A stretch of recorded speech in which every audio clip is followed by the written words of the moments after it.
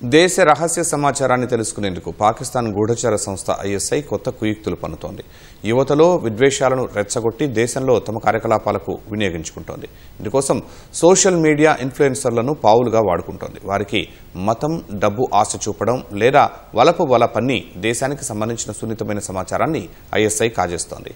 ఇలా ఐఎస్ఐ వలలో చిక్కుకుంటున్న ఇన్ఫ్లుయెన్సర్ల సంఖ్య నానాటికి పెరుగుతోంది. ఇప్పుడది దేశంలో సమస్యగా మారింది.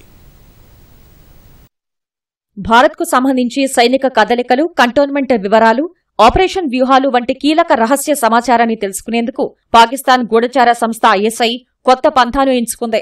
సోషల్ మీడియా ఇన్ఫ్లుయెన్సర్లను పావులుగా వాడుకుని దేశానికి సంబంధించిన సమాచారాన్ని కాజేస్తోంది. పాక్ గూఢచర్యం చేసిన కేసులో ఇప్పటికే హర్యానాకు చెందిన యూట్యూబర్ జ్యోతి మల్హోత్రాను అరెస్ట్ చేయగా తాజాగా పంజాబ్కు చెందిన మరో యూట్యూబర్ జస్బీర్ సింగ్ అరెస్ట్ అయ్యాడు. ఇలా దేశంలో తవ్వే కొద్దీ పాక్ గూఢచారులు బయటపడుతున్నారు. వీరందరూ ఐఎస్ఐ పన్నిన వలలో చిక్కుకుని గూఢచర్యం చేస్తున్నారు. కొందరికి మతం, డబ్బు ఆశ చూపిస్తున్న ఐఎస్ఐ మరికొందరిని హనీ ట్రాప్ చేస్తున్నట్లు తెలుస్తోంది. ఒక్క సరిహద్దు రాష్ట్రాల్లో మాత్రమే కాదు, దేశవ్యాప్తంగా ఉన్న పలువురు సోషల్ మీడియా ఇన్ఫ్లుయెన్సర్లను వివిధ మార్గాల్లో ట్రాప్ చేయడానికి ఐఎస్ఐ కుట్రలు పన్నుతోందని నిఘా వర్గాలు చెబుతున్నాయి. ఇందుకోసం ఢిల్లీలోని పాకిస్తాన్ హై కమిషన్ కు చెందిన కొందరు అధికారులు పనిచేస్తున్నట్లు పేర్కొన్నాయి. గూఢచర్య నేరారోపణలపై ఇప్పటికే 2 పాక్ హైకమిషన్ అధికారులపై కేంద్రం బహిష్కరణ వేటు వేసింది.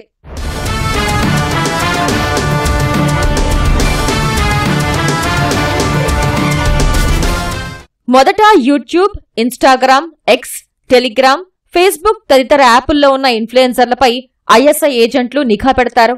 తర్వాత వారితో పరిచయాలు పెంచుకుని వారిని ప్రభావితం చేస్తారు. తమకు సహకరిస్తారని నమ్మకం కుదిరితే వారిని పాక్ హైకమిషన్ సమావేశాలకు పిలుస్తారు. అక్కడ వారికి పాకిస్తాన్ వీసాలను ఆఫర్ చేస్తారు.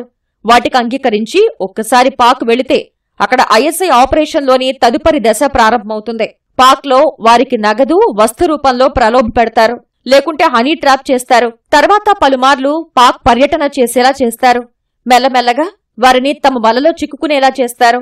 మనకు తెలిసి లేదా తెలియకుండా ఒక్కసారి ఐఎస్ఐ ట్రాప్లో చిక్కుకుంటే బయటపడ్డం కష్టమని నిఘా వర్గాలంటున్నాయి.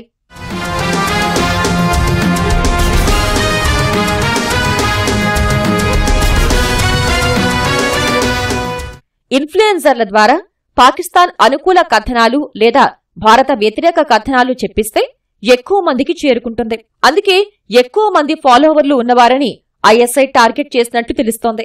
సాంప్రదాయ గూఢచారులతో పోలిస్తే ఇన్ఫ్లుయెన్సర్లను అనుమానించే అవకాశాలు తక్కువగా ఉండడంతో వారితో దేశ రహస్య సమాచారాన్ని ఐఎస్ఐ తెలుసుకుంటోంది. ఎందుకంటే వారు ట్రావెలింగ్, ఫుడ్ వ్లాగ్లు వంటివి చేయటం వల్ల ఎవరికీ అనుమానం రాదు. ఆ ముసుగులో రహస్య సమాచారాన్ని తెలుసుకుంటున్నారు. అంతేకాదు, చాలా మంది ఇన్ఫ్లుయెన్సర్లు డబ్బుల కోసం వీక్షణలు, స్పాన్సర్షిప్లు, యాడ్లపై ఆధారపడ్డాన్ని ఐఎస్ఐ ఆసరాగా చేసుకుంటుంది. వారికి పాక్ ఆపరేటర్ల ద్వారా బహుమతులు, స్పాన్సర్షిప్ ట్రిప్లు, ఇతర ప్రోత్సాహకాలను అందించి వారిని ట్రాప్ చేస్తున్నారు.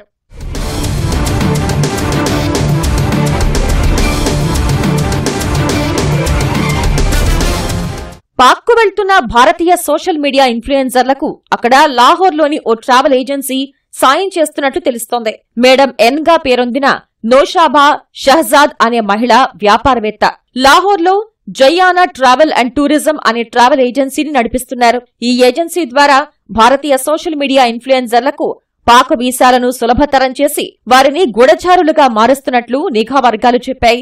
ఇటీవల అరెస్ట్ చేసిన జ్యోతి మల్హోత్రాను విచారించినప్పుడు పాక్ వెళ్లేందుకు నోషాబా సాయం చేసినట్లు తెలిసింది. భారత్లో సుమారు 500 మంది గూఢచారులతో కూడిన భారీ స్లీపర్ సెల్ నెట్వర్క్ ను ఏర్పాటు చేయడానికి ఆమె ప్రణాళికలు చేసినట్లు నిఘా వర్గాలు తెలిపాయి.